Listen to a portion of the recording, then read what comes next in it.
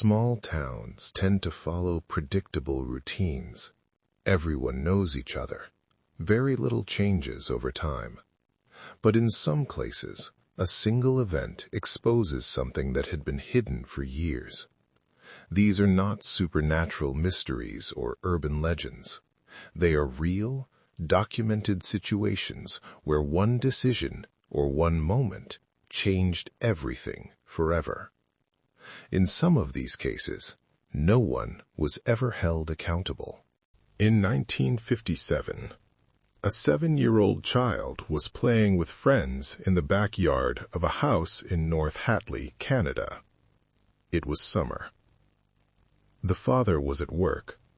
The mother had gone out for a walk with the older daughter. The children took turns jumping into the lake and running across the grass. A green car appeared on the road. No one recognized it. It began to accelerate. By the time the children noticed, it was already close. The vehicle left the road and charged onto the lawn at high speed, heading straight toward them. They ran. The car crashed into a tree on the neighboring property. The driver stepped out, bleeding. She was a young woman, injured on her face and chest. One of the children asked if she was okay.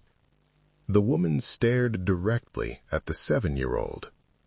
There was pure hatred in her eyes. She reached into the passenger seat and pulled out a double-barreled shotgun. She fired once, missed. The children ran into the house, but no one was there. They fled to the back pier and jumped into the lake. The woman fired again, but the shot was muffled by the water. A neighbor disarmed her and restrained her on the wooden deck. Police arrived minutes later. Once sober at the station, she confessed everything. She had been having an affair with the child's father.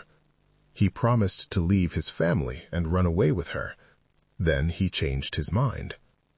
She threatened to kill his wife and children. He didn't believe her.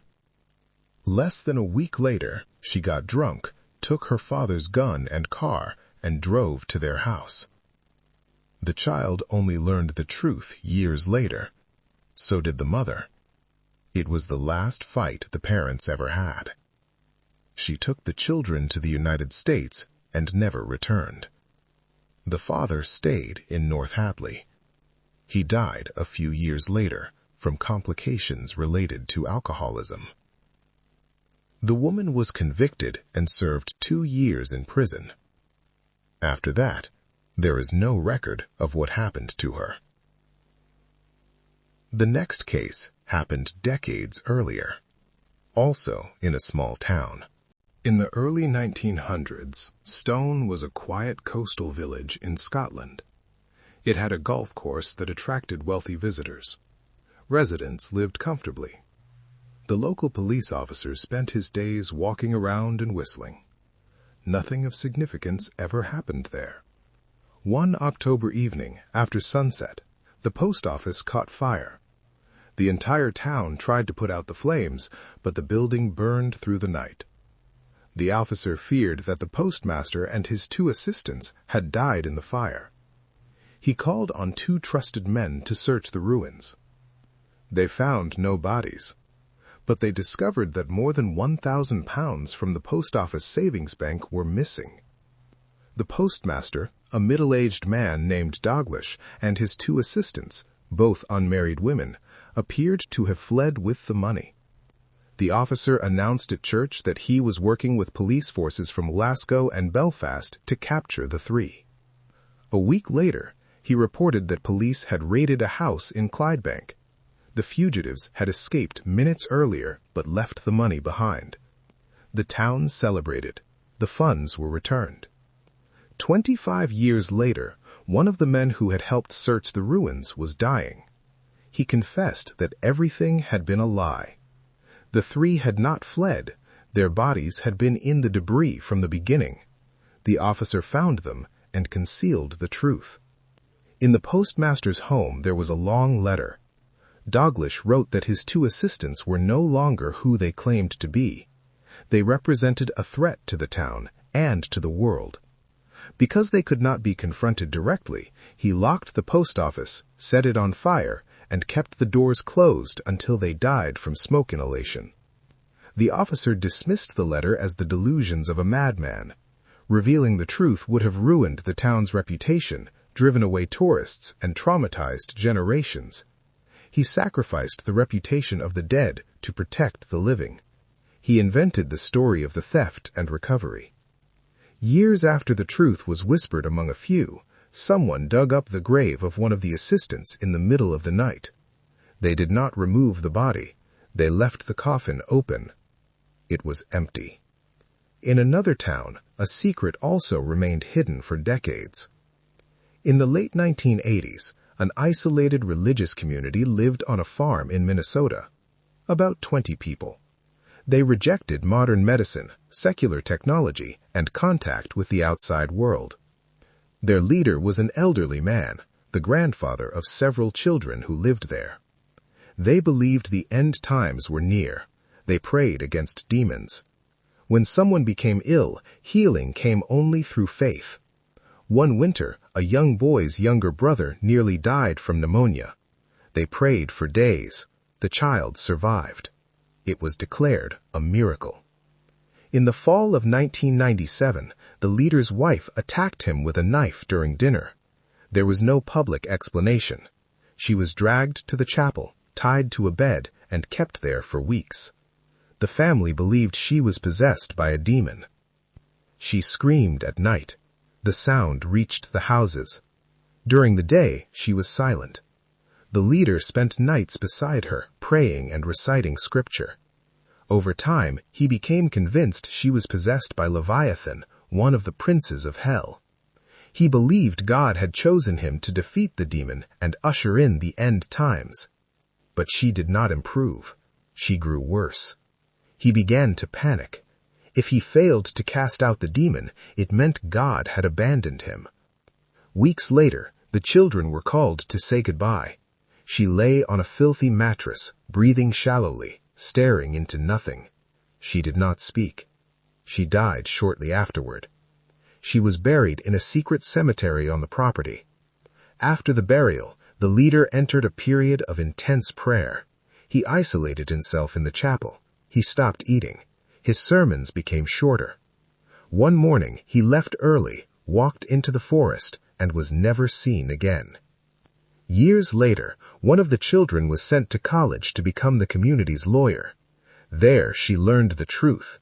The grandmother had not been possessed. She had been murdered. She contacted the police and told them everything. They visited the farm, but concluded that there was not enough evidence to prosecute anyone. The leader was dead. No one was arrested. In the final case, it happened recently in Russia. In 2022, a village called Pashina in Siberia had about 500 residents. They lived off agriculture. Winters reached -40 degrees. In summer, daylight could last nearly a week. Life was hard, but stable.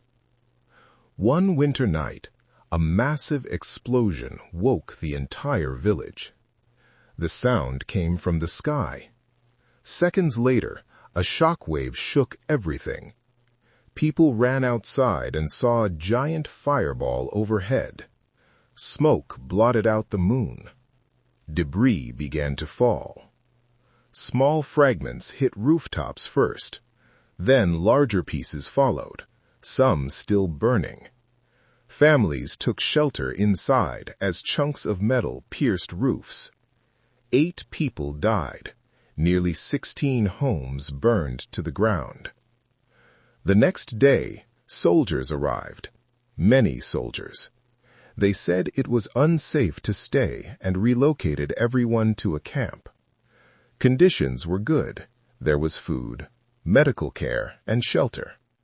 Then the tests began. Blood was drawn repeatedly. Residents were questioned about what they saw that night. Weeks passed. The villagers demanded to return home. They were told it was still unsafe. After 3 weeks, they were transferred to an apartment complex outside Moscow.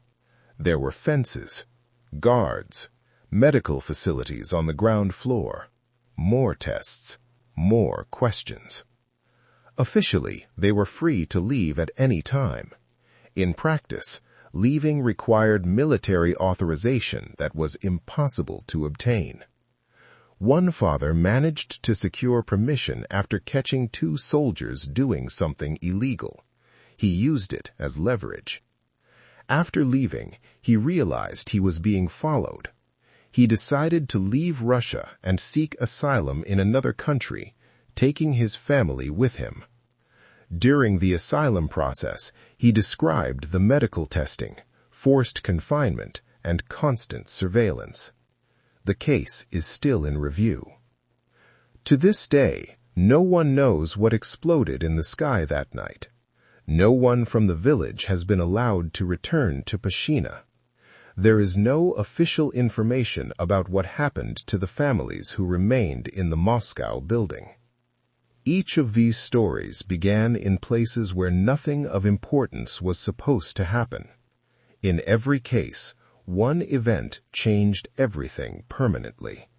And in all of them, something was left unexplained. Not because there were no witnesses, but because some answers were never given.